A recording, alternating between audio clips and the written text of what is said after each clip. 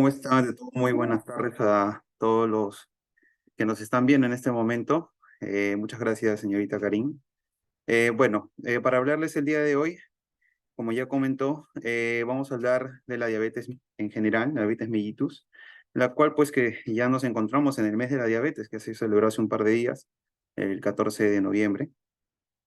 Vamos a detallar aspectos importantes en cuanto a esta enfermedad pues prevalente a nivel mundial que afecta aproximadamente a más de 400 millones de personas en el mundo, ¿no? Y pues es una de las principales enfermedades que causan pues una alta mortalidad, siendo el cuarto lugar a nivel mundial. En lo que respecta al Perú, pues es una enfermedad pues que afecta a 1.5 millones de peruanos, de los cuales pues anualmente entre el año 2019 fallecieron alrededor de 289 como causa principal. Pero considerando estos puntos y viendo la importancia de esta enfermedad, eh, ¿qué es la diabetes mellitus en sí?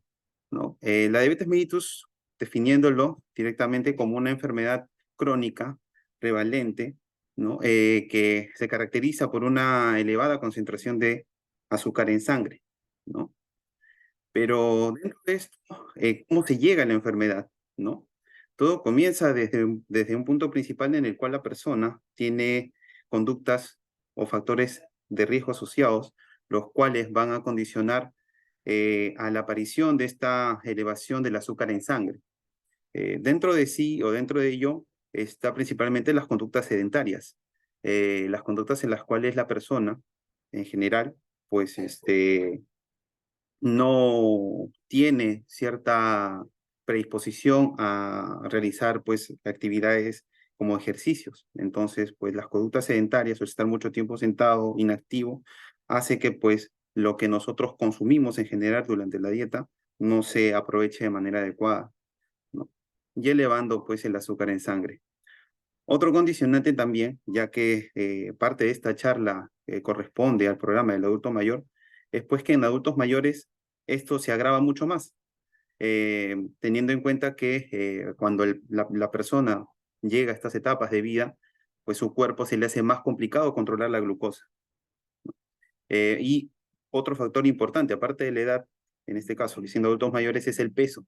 El peso condiciona también a la elevación del azúcar, básicamente condicionando en lo que respecta al aumento de grasas en sangre, ¿no?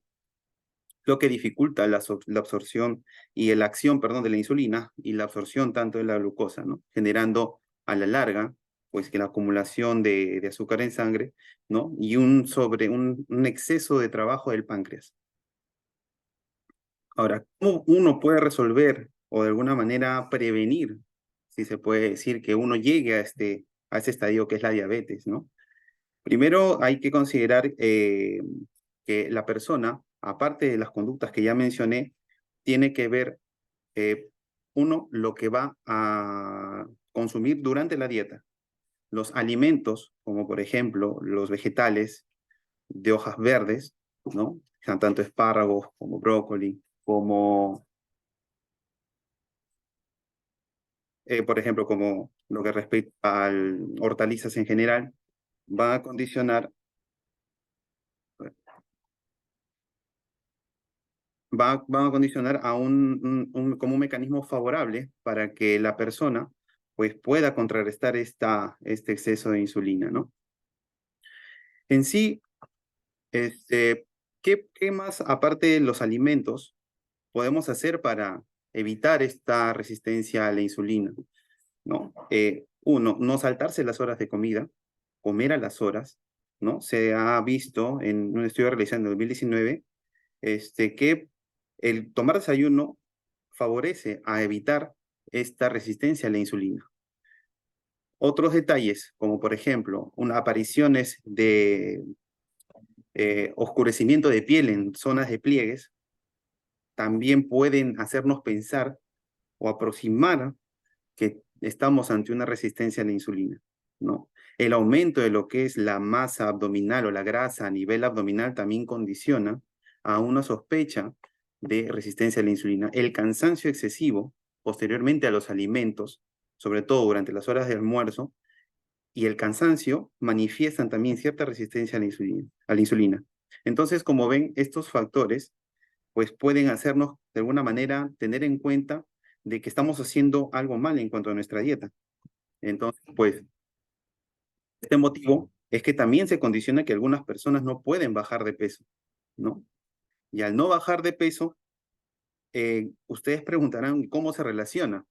Por ejemplo, nuestro cuerpo, tomemos en cuenta, por ejemplo, que la insulina es la moneda de cambio de nuestro cuerpo, ¿no? La insulina es la que va a determinar que las células absorban el azúcar, ¿no? Pero ¿qué sucede cuando nosotros, por diferentes motivos, adquirimos una conducta inadecuada en cuanto al consumo de azúcar, ¿no? Y pues, y en ese sentido aumenta el azúcar en sangre. Este azúcar lo que va a hacer es transformarse en grasa. Es una manera en la que el cuerpo hace que este azúcar disminuya en sangre, lo convierte en grasa. Pero esa grasa, ¿dónde va? Esa grasa principalmente va a ir a nivel abdominal y cuando ya no puede almacenar a nivel abdominal, lo va a empezar a almacenar a nivel de los vasos sanguíneos. Por eso que la diabetes es una condición que también favorece negativamente, obviamente, a lo que es problemas cardiovasculares, ¿no? Sobre todo en pacientes que son hipertensos y encima son diabéticos, pues de alguna manera es mucho más grave en sus complicaciones a largo plazo, ¿no? Pero al mismo tiempo, ¿qué es lo que se diferencia en que no puedas bajar de peso? Básicamente es que esa insulina, al tener el azúcar, y al tener mucha grasa, lo que va a hacer es que ese azúcar que estás ingiriendo, ¿no? Empiece a redirigirse a la misma grasa que está formando previamente, ¿no? Y posterior a eso va a generar que cuando quieras bajar y ya quieras cambiar tus conductas alimentarias, pues no vas a poder. ¿Por qué? Porque aún tienes mucha grasa que eliminar.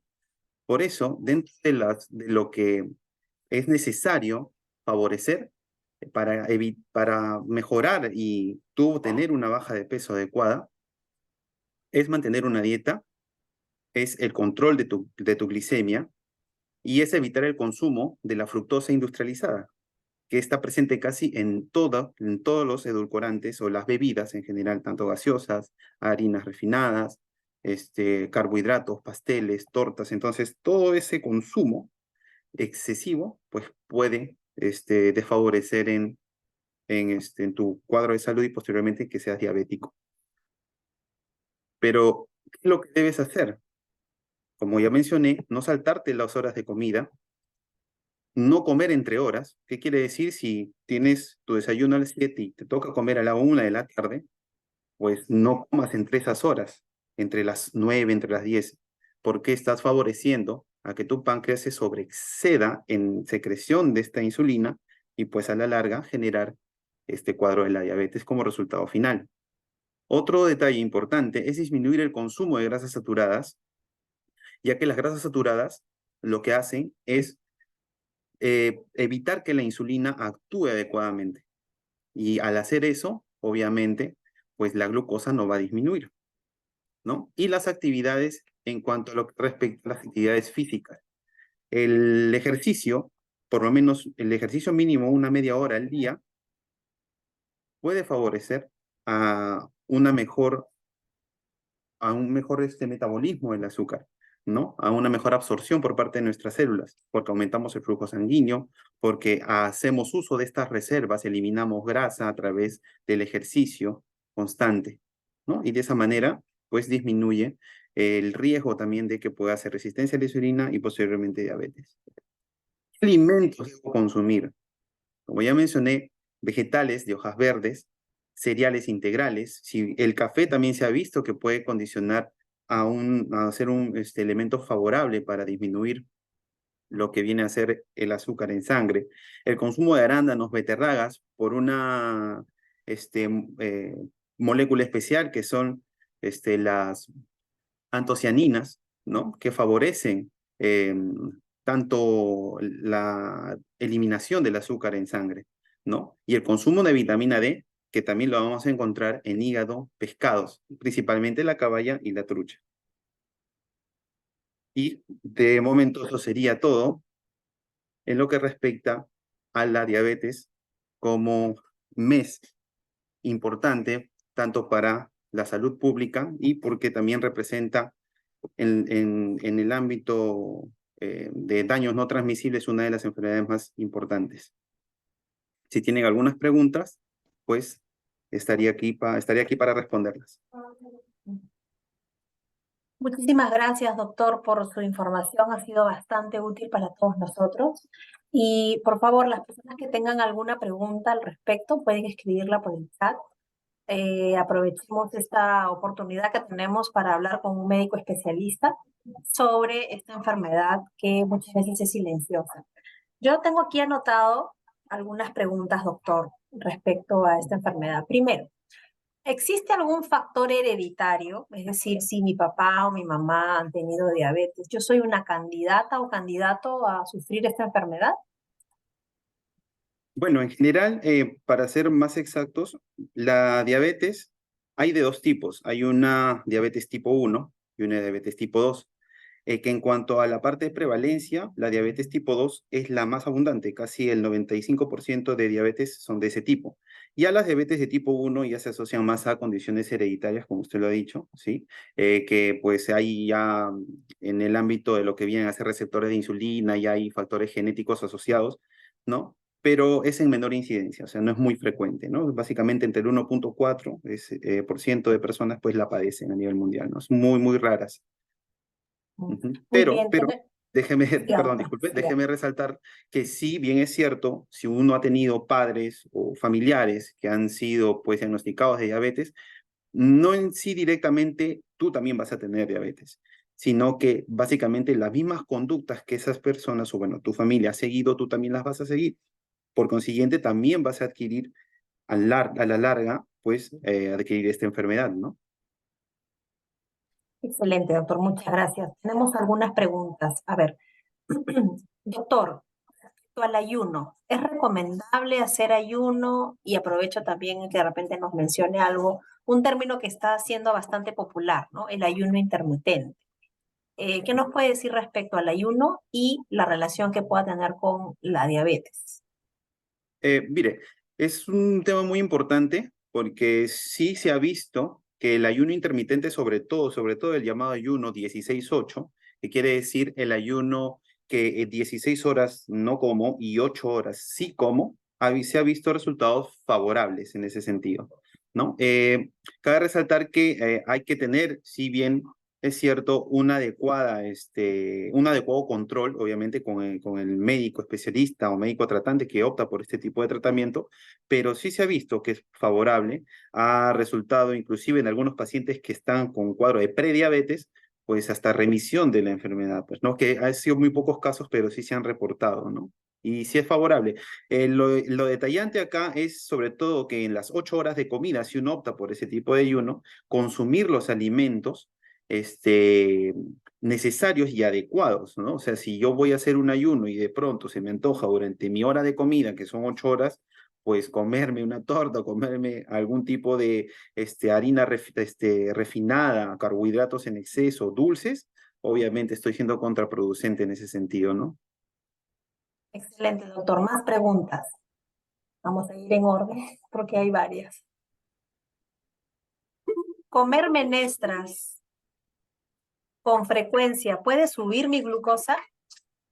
En general, no, salvo pues se asocien lo que viene a ser carnes rojas, no muy cocidas, pero básicamente en lo que respecta a las menestras, lentejas, garbanzos, todo lo que son semillas, son muy favorables más bien. O sea, no condicionan a que vas a elevar tu glucosa ni nada de eso, más bien hacen el efecto contrario, es muy favorable para el organismo porque le ayuda así a tener un mejor manejo de la glucosa en sangre y evitar pues las salsas. Otro detalle en ese sentido es que lo que sí es contraproducente es optar por el arroz blanco. Entonces el arroz blanco sí es perjudicial porque al ser un cereal, pues tiene alta carga de carbohidratos, de azúcar básicamente. Es como que yo me como un pote de arroz pequeño equivale igual a que yo me coma una cucharada de azúcar. Entonces, por eso es que el arroz blanco sí está de alguna manera debería ser considerado en manejar sobre todo su consumo, ¿no? En pacientes sobre todo que son diabéticos o que tienen resistencia a la insulina. Ujú. Muy bien. Ahora que estamos junto con todos los pacientes del programa Adulto Mayor, aquí reunidos en una tarde más de bienestar de la salud del adulto mayor, ¿qué tienen que hacer aquellos adultos mayores que no tienen diabetes, pero que desean hacerse algún control riguroso sobre su salud? Hay que medirse en los niveles de azúcar cada cuánto tiempo. Hay algunas personas que regularmente lo hacen desde casa. ¿Qué nos puede decir al respecto?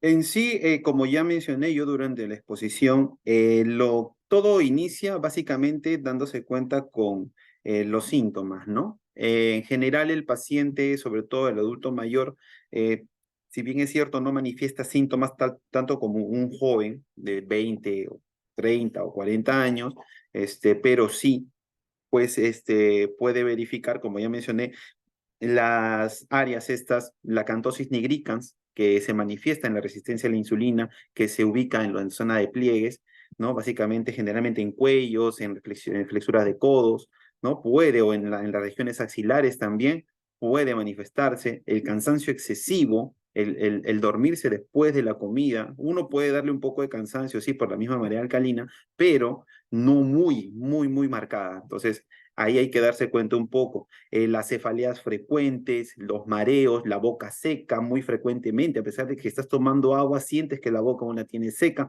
Entonces son maneras en las que el paciente puede darse cuenta de que puede estar por ahí teniendo una resistencia a la insulina, que obviamente no es diabetes, obviamente eso es, no es diabetes, pero sí puede conllevarle a generar esta enfermedad, ¿no? Eso es sobre todo lo más detallante.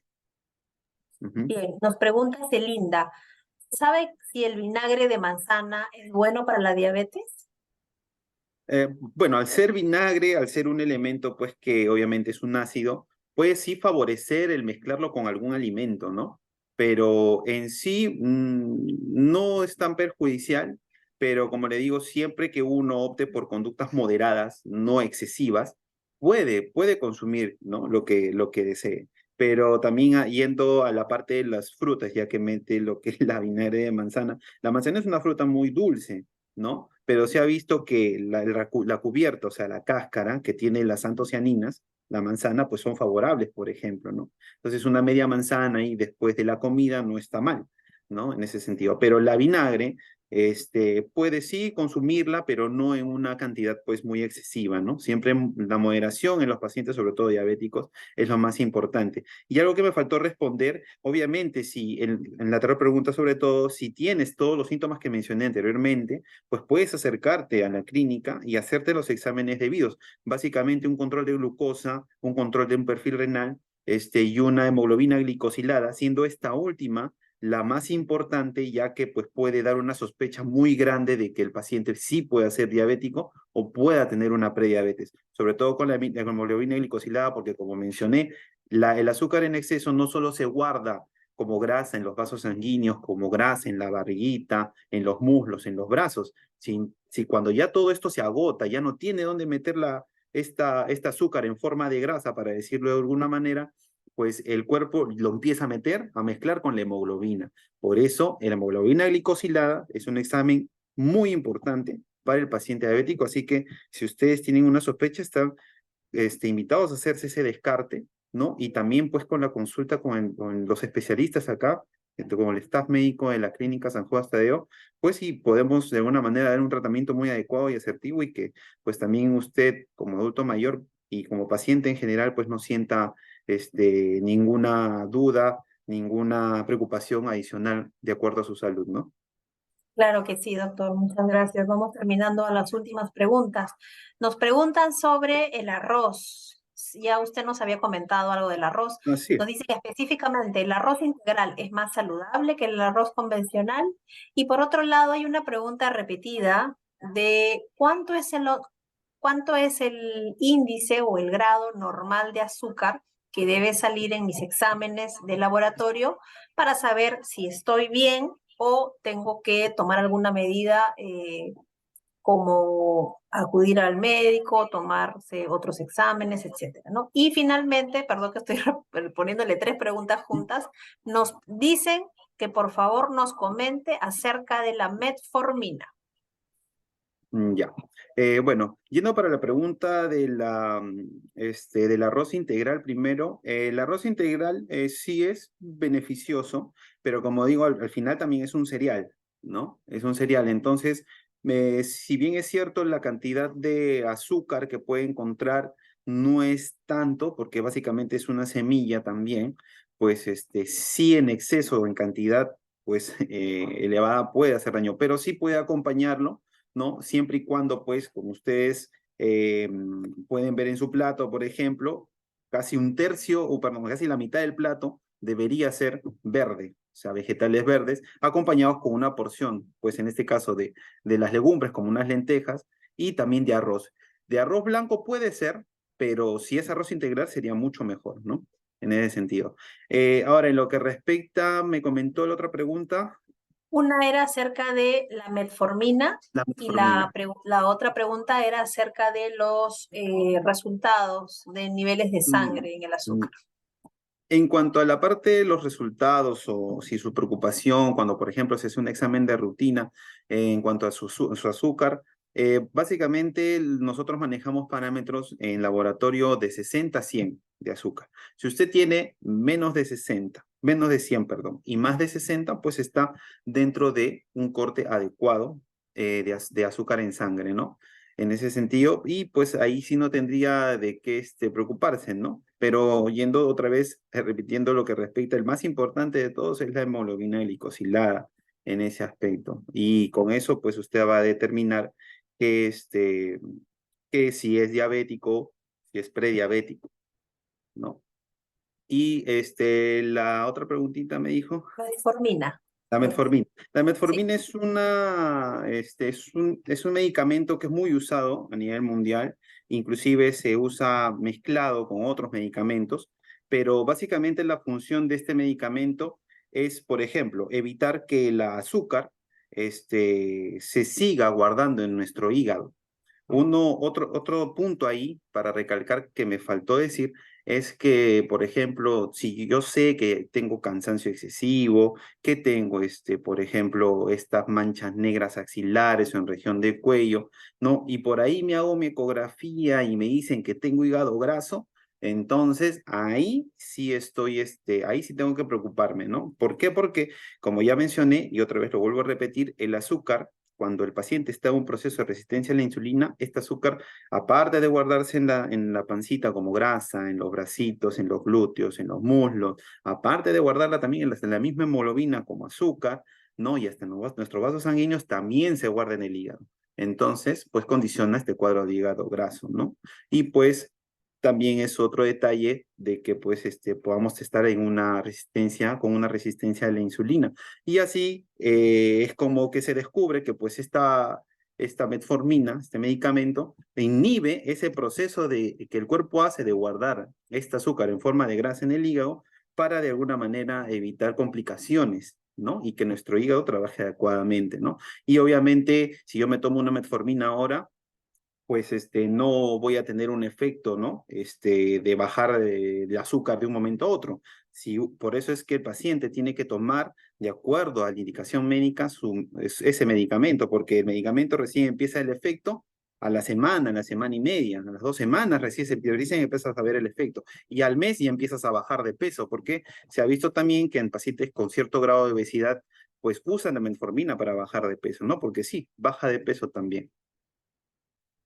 Bien, doctor, nos hemos extendido porque hay muchas preguntas y creo que nuestros pacientes merecen toda nuestra atención. Si bien es cierto, este es un taller de bienestar, hemos tomado estos minutos para tener, como les habíamos prometido en la sesión anterior, tener esta pequeña jornada, estos 15 minutos con un especialista y le agradecemos muchísimo este espacio. Recuerden que pueden encontrar al doctor José Antonio Espinosa aquí en la Clínica San Judas Tadeo. Doctor, ¿en qué horario se encuentra usted? Me encuentro bueno, me encuentro lunes, martes y los jueves de 7 de la mañana a 7 de la noche. Excelente, muchísimas gracias. Vamos con la última pregunta y con esto nos despedimos del doctor para seguir con nuestras actividades de bienestar. Eh, a ver, hay varias.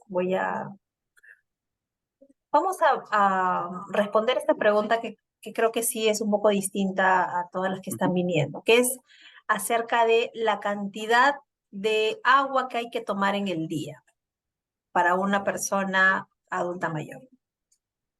Ya, qué pregunta interesante. Mire, en cuanto a la parte de lo que es el agua, el que pues a veces uno mira cosas en internet, ¿no? En el TikTok, que bueno, son plataformas muy conocidas, y a veces uno tiene que ser muy cuidadoso un poco con la información que obtiene, ¿no? Yendo para el asunto de los líquidos, nosotros, nuestro organismo está siempre pendiente de qué necesitamos y qué no necesitamos, ¿no? Muchos dicen que tomar 3, tomar 4, tomar 8 vasos al día, no son cuestiones muy específicas, porque básicamente no todos nos manejamos nuestro mismo organismo, somos parecidos, pero no iguales. Entonces, en ese sentido, por ejemplo, un joven o una adulta mayor van a tener consumos de líquidos, pues, distintos, ¿no? Obviamente, de acuerdo a su estatura, su peso, ¿no?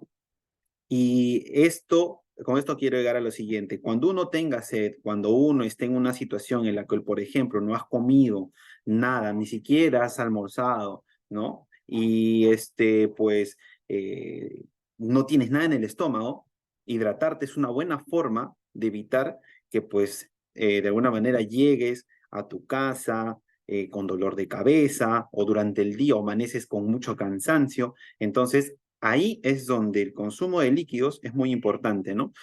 Considero yo que es a demanda. O sea, ¿qué quiere decir? Si tienes sed, toma agua. Si no tienes sed, pues no es tan necesario, ¿no? Ya, ahora, yendo eso para los jóvenes, para los adultos mayores, lo ideal sí es que por lo menos manejen 1 litro de agua en su botellita, ¿no? Todos los días, ¿no? Como si fuera un agua de tiempo, no estaría mal tampoco, ¿no? Y en cuanto a los jóvenes, hasta más o menos entre los 15 hasta los 30, 40 años, pues si haces conductas, por ejemplo, deportivas o en la parte deportiva, pues, ¿no? Si estás muy activo, obviamente, y no hidratarte, tu riñón va a esforzarse mucho, va a concentrar la orina y pues vas a eliminar pues una orina muy cargada, ¿no? Y eso puede condicionar pues infecciones urinarias, ¿no? Por eso es el detalle siempre, hidratarse. Yo considero que más en el adulto mayor, esta parte siempre es importante, ya que pues el adulto mayor es una persona un poco más frágil, ¿no? Tomar por lo menos 1 litro de agua al día estaría excelente, ¿no? Porque nuestro organismo elimina básicamente entre 1,2 a 1,5 litros de orina al día. Entonces, si nosotros reponemos esta misma pérdida con lo mismo que ingerimos en agua, pues es lo adecuado. Si entre 1 litro a 1,5 litros de agua al día es lo adecuado. Muchísimas gracias, doctor. Aquí por mensajes y por el chat nos están enviando sus agradecimientos. Y con esto, con esta última respuesta, lo despedimos.